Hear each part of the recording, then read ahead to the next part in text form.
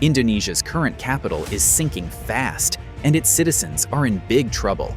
In the past 25 years, the busiest part of Jakarta, the country's capital, has sunk nearly 5 meters, and over 40% of Jakarta lies below sea level, with some areas currently sinking at a rate of up to 30 centimeters per year. You will agree with us that that's a really big problem. To combat this, the Indonesian government is taking a crazy step. They are moving the country's capital from the island of Java to Borneo, specifically a place called Nusantara. I know it sounds crazy, but hear us out. President Joko Widodo announced in 2019 an ambitious project to relocate the country's capital from the island of Java to the island of Borneo, where we have Nusantara. Since the announcement, the plan has been met with controversies, from inadequate public consultation to land disputes with indigenous communities to concerns about Chinese investment that critics say is making Nusantara a new Beijing. However, the government still forged ahead with the construction of the $35 billion project. Unfortunately, the outbreak of COVID-19 halted the progress of work at the site, but in 2022, construction resumed.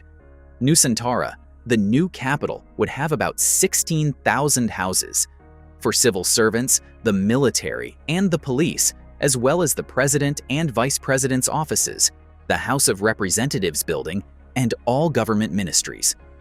Upon completion in 2045, Nusantara is projected to be inhabited by 1.9 million people. In 2023, the Indonesian government announced plans to begin the construction of 184 apartment blocks that would mark the first stage of development in Nusantara. The buildings will house civil servants who are already on the verge of relocating to Nusantara. Priority also went to building main roads, water sanitation infrastructure, the presidential palace, and the vice president's office, according to the country's Ministry of Works. For the city's blueprint, the Indonesian government hired the services of Sofian Sibarani, founder of Jakarta-based Urban Plus, to design the new city. His renderings showed a collection of biophilic-inspired structures and a presidential palace that takes cues from a variety of styles, including modernism and neoclassicism. Also, construction of an international airport began in November 2023, intending to make it fully operational by December 2024.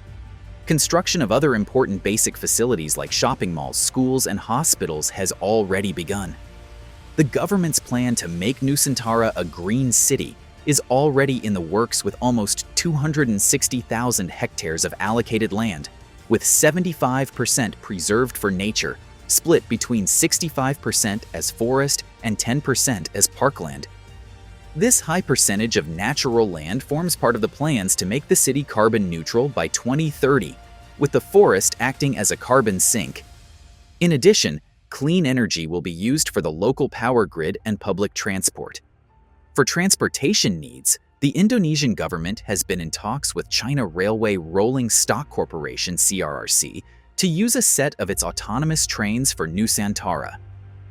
These sophisticated trains consist of 3 carriages with a capacity of 307 passengers, an operating speed of 40 kilometers per hour, and a top speed of 70 kilometers per hour.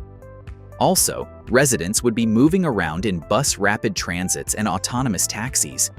The use of electric cars and buses will help foster a renewable and eco-friendly environment desired for the smart city. Furthermore, an $18 billion Kayan hydropower plant is to be constructed at the heart of the island of Borneo, which will serve as the source of electricity for the capital. The present target of the Indonesian government is to celebrate its 79th independence anniversary in the new city on August 17, 2024. An expected crowd of 8,000 people will be present at the presidential palace, which is already 72% complete as of January 2024. Whether or not this will come to fruition remains a wish, but there is an expected possibility. Known as Big Durian or J-Town, the country's present capital, Jakarta, is the economic, cultural, and political epicenter of Indonesia. It's the largest city in Southeast Asia and has 10 million Indonesians living and working there. There are over 46 600-foot skyscrapers in the city, and Jakarta is also home to Southeast Asia's largest mosque, the Istiqlal Mosque, which can conveniently contain 120,000 worshippers. The city houses the country's best schools and major industries, and while some people come here to find jobs, others want the best education and the rest. See a chance to improve the quality of their lives. However, the plan for a new capital is because Jakarta is currently facing a whole lot of challenges. One of those challenges is overpopulation.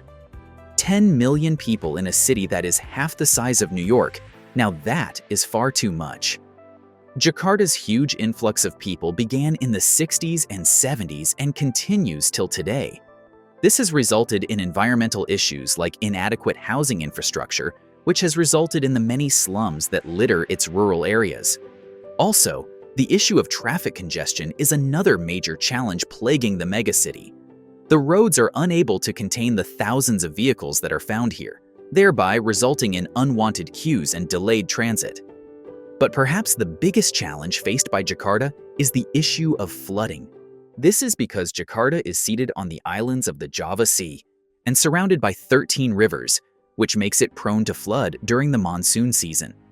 As mentioned earlier, in the past 25 years, the busiest side of the capital has sunk nearly 5 meters, and over 40% of Jakarta lies below sea level, with some areas currently sinking at a rate of up to 30 centimeters per year. There are predictions that by 2050, a third of the city will be submerged in water.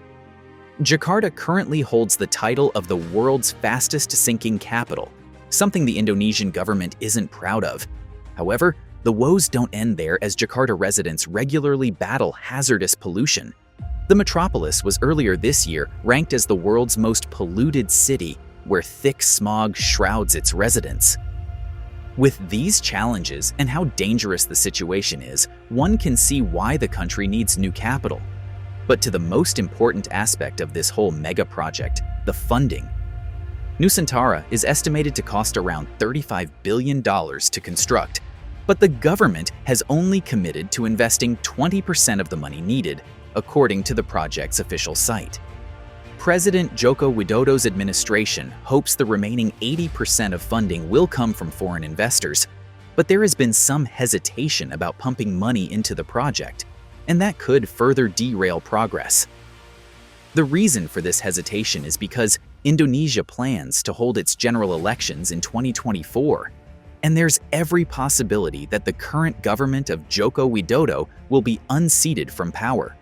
Foreign investors have shown fears as to whether the project will continue if a new administration takes office in 2024, and have asked for reassurance of the project's feasibility in the long run. Moreover, it is on record that the Indonesian government is not a big spender on infrastructure.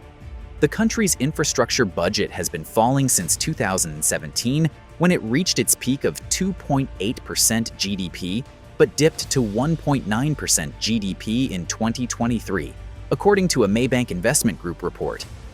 Experts have argued that if the Nusantara project is going to be successful, the government should invest more than 20% funds to attract foreign investors.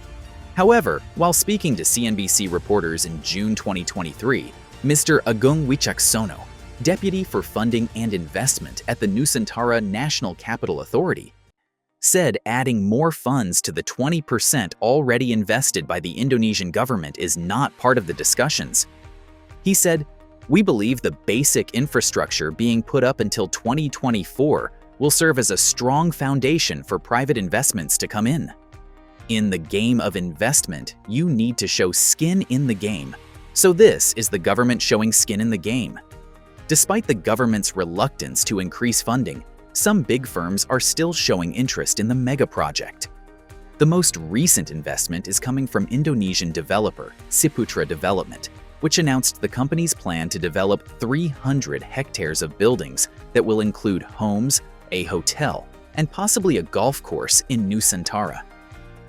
Interesting as that seems, there are fears that the zero carbon emission agenda for Nusantara will take away the livelihood of 9% of the residents in the region. The coal industry accounts for around 35% of the region's GDP and has experienced a boom since the Russia-Ukraine war broke out. Well, given these challenges, the fate of Indonesia's high-tech smart city capital remains puzzling. But we'll have to keep our fingers crossed to see what happens next. So, what are your thoughts about countries building new capital cities to replace existing ones? Do you believe Indonesia has made the right decision to build a new capital, or should they instead tackle the challenges of Jakarta? Let us know your opinion in the comments section, and also remember to like, share, and subscribe to our channel for more. Thanks for watching.